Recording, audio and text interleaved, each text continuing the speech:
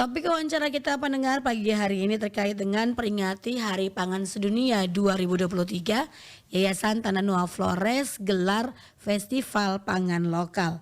Nah pendengar, tahun ini Hari Pangan Sedunia yang jatuh di 16 Oktober diperingati setiap tahunnya, yang merupakan perayaan ke-44 tahun mengusung tema Water is Life, Water is Food. Air adalah kehidupan, air adalah makanan, jangan tinggalkan siapapun. Dan mendengar, untuk mengetahui seperti apa kegiatan atau gelaran festival pangan lokal yang dilaksanakan oleh Yayasan Tananua Flores, kita akan berbincang bersama Ketua Yayasan Tananua Flores, Bapak Hieronimus Pala.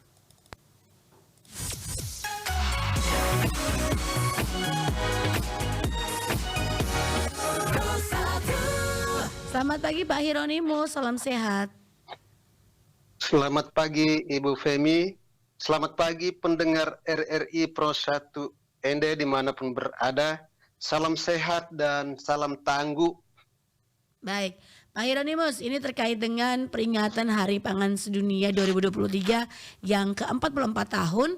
Yayasan Tananua Flores ini akan melaksanakan festival pangan lokal. Ini seperti apa gambaran festivalnya, kemudian apa tujuannya dilaksanakan festival ini? Baik, terima kasih Ibu Femi. Sebelum sampai kepada pertanyaan dan gambaran, kami bekerja dengan petani di desa-desa dan juga nelayan. Tekanan utama, kalau tadi topik dan tema untuk HPS ke-44 tekan pada air. Pekerjaan utama kami juga pada konservasi untuk menjaga air dan kesuburan tanah, lalu juga mendorong untuk kedaulatan pangan petani. Itu pekerjaan-pekerjaan utama Yayasan Tananua. Utama adalah pangan. Dalam kaitan dengan HPS, peringatan Hari Pangan Sedunia yang ke-44 ini, kami Tananua juga mencoba mengambil satu kegiatan utama adalah melakukan festival pangan. Kenapa festival pangan? Landasan yang mendasar hal itu adalah yang pertama, pangan adalah hak untuk semua manusia. Lalu kedua, pangan adalah kebutuhan dasar yang tidak bisa tergantikan oleh yang lain. Ketika pangan itu adalah kebutuhan dasar, adalah setiap manusia, dia bertanggung jawab atas pemenuhan haknya sendiri.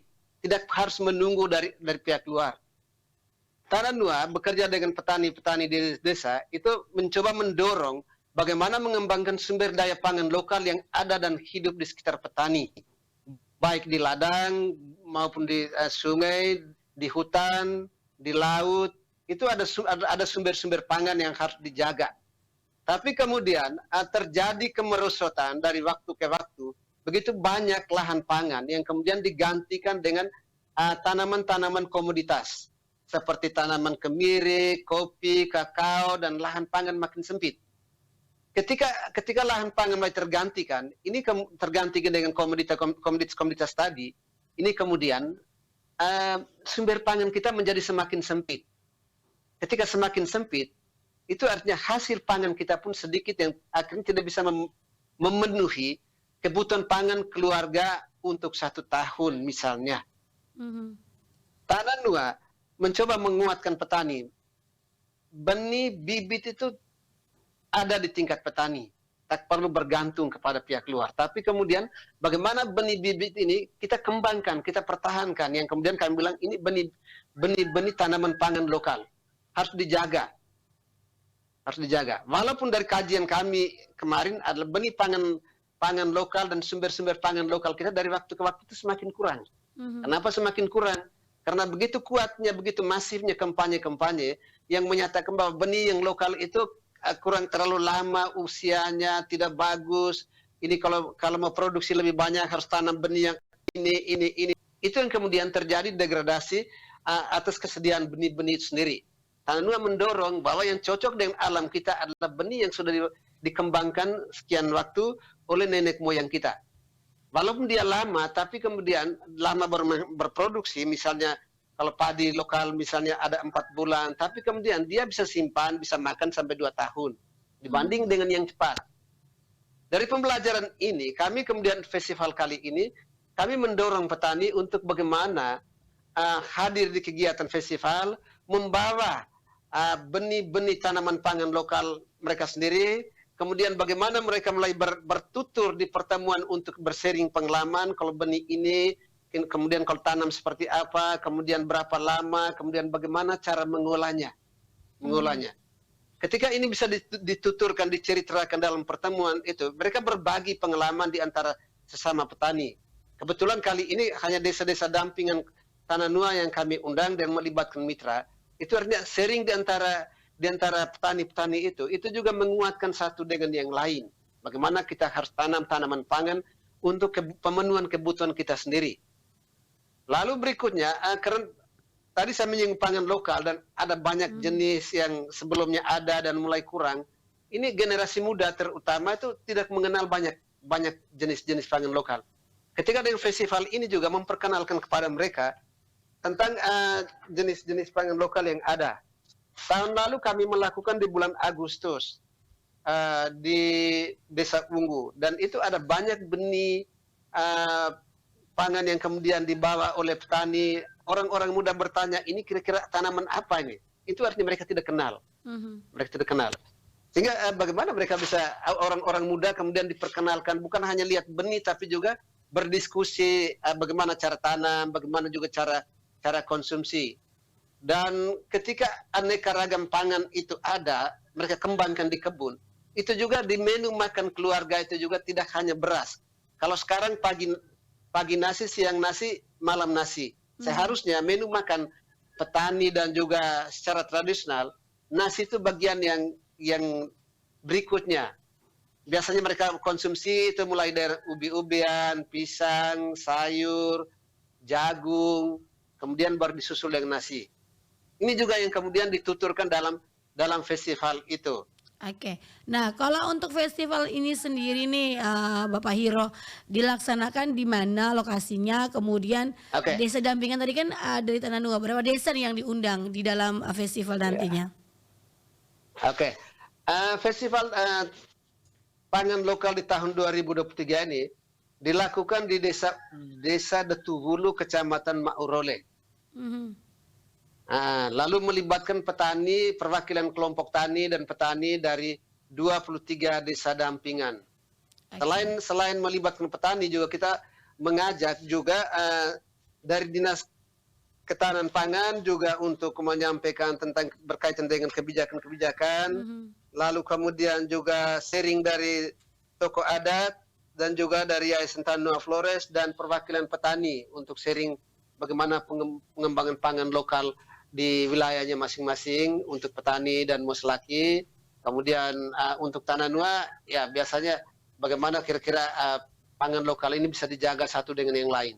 Oke, jadi dari 23 desa dampingan ini masing-masing desa mengutus perwakilannya datang dalam festival dan membawa hasil panen khas pangan dari desanya masing-masing. Seperti itu Bapak Hiro? Benar sekali, benar sekali. Oke, nah kemudian di festival ini rencananya berapa lama akan berlangsung? Kemudian sejauh ini seperti apa nih persiapannya dan juga partisipatif dari 23 desa yang akan diundang nantinya dalam festival ini?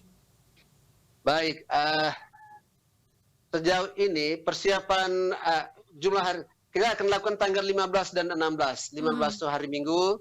Petani kemudian mulai datang dari masing-masing desa. Sore malam itu mulai dengan persiapan pameran, kemudian mulai dengan diskusi-diskusi awal. Kemudian tanggal 16 itu barusan acara festivalnya tanggal 16. Lalu kemudian persiapan-persiapan, saya kira dari setiap desa sudah siap dengan barang pamerannya. Masing-masing desa sudah mengirim nama-namanya untuk hadir.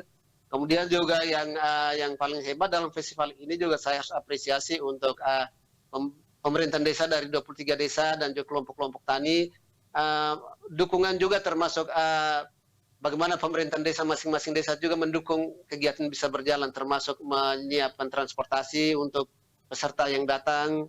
Karena ini sudah menjadi kebutuhan bersama, tidak hanya kebutuhan Tananua, tapi ketika berbicara tentang pangan itu menjadi kebutuhan semua orang dan desa-desa mulai ambil bagian juga. Oke, jadi memang ini juga seperti sharing ilmu nih Pak Hiro ya. Benar Disampaikan sekali. tadi dari membawa bibit contoh dari masing-masing desa, kemudian mungkin desa A ini bagus di pangan ini bisa kasih informasi ke desa yang lainnya nih. Nah ini 23 desa ini desa apa saja nih Pak Hiro yang merupakan dampingan dari Tanah Nuo sendiri? Oke, 23 desa ini pertama desa dari wilayah barat, Desa Kamu Peka, Natanaje, Kolikapa, Kabirangga Selatan, Malawaru, Mbok Benga, Mautenda Barat, Detubulu, Maurole Selatan, Detumbeva, Ndondo, Pise, Hangalande, Tibusora, Rutu Jaja, Mukureku Saate, Wolotolo Tengah. Aduh, beberapa desanya saya Oke, kurang baik, kuat menghafal ini. baik. Tapi paling kurang ini ada perwakilan dari sekitar 7 kecamatan lah. Oke, ini akan menjadi sebuah ajang pertemuan yang luar biasa ya bagi para petani nih. Bersama dengan Mosalakinya juga ikut turut di dalamnya nih Bapak Hiro ya. Ya, biasanya Mosalaki diajak juga untuk ambil bagian. Karena saya kira berbicara tentang pangan tidak terlepas dari adat masing-masing komunitas. Mhm. Karena semua mulai urusan pertanian, mulai dari buka lahan sampai panen itu harus melewat seremonial Oke. biasanya. Baik, dan ini merupakan Makanya kita tidak berlepas mereka. ya. Ini festival ini kali keberapa yang dilakukan oleh Tanah Nuo nih Bapak Hiro? Sebenarnya sudah banyak kali karena kami selalu melakukan pertemuan semesteral. Oke. Setiap tahun itu 2 kali. Mhm. Setiap tahun 2 kali dan di sini terjadi sharing petani dan termasuk juga untuk bagaimana mereka mulai berbicara tentang pangan. Tapi festival secara khusus ini kali kedua kita lakukan. Kemudian nanti tahun depan sekali lagi. Tapi Oke. kita akan merencanakan ini menjadi gerakan bersama dan tidak hanya dengan Tanah Nuo saja, tapi diajak juga untuk banyak pihak terkait. Kalau pangan ini menjadi hal yang mendasar dan penting, bagaimana ini menjadi gerakan bersama. Oke. Mendorong petani untuk semangat, mendorong kaum muda untuk bagaimana kembali ke dunia pertanian. Karena sekarang ini urusan dunia pertanian dan pangan ini orang muda lebih banyak tidak tertarik ini. Mhm. Oke, kita berharap Ya. juga bahwa dengan festival yang dikemas dengan cukup bagus ya, dengan beberapa hal yang dipersiapkan ini bisa menarik orang untuk kembali pulang juga menjadi petani, tapi petani dengan cara milenial nih Pak Hiro ya. Ya, siap. Oke, nah kemudian Pak Hiro, ini goal yang ingin dicapai dari festival yang sudah 2 kali dilaksanakan dan nantinya akan terus dilaksanakan di tahun berikutnya ini apa nih?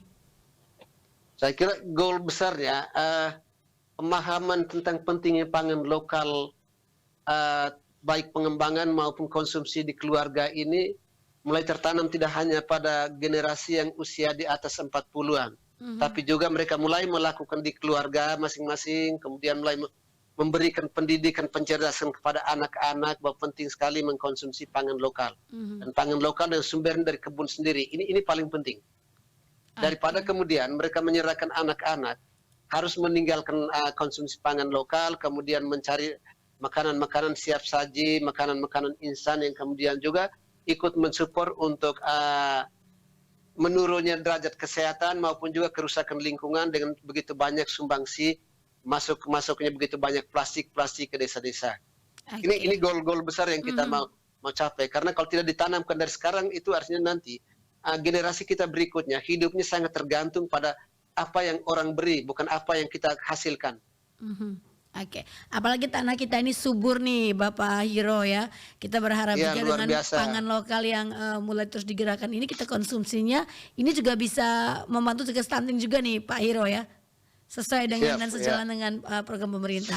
Oke Pak Hiro, terima kasih untuk informasinya pagi hari ini. Sukses ya untuk festival pangan lokalnya dan kami juga terus menunggu updatean selanjutnya. Selamat pagi Pak, salam sehat selalu. Baik, terima kasih, selamat pagi.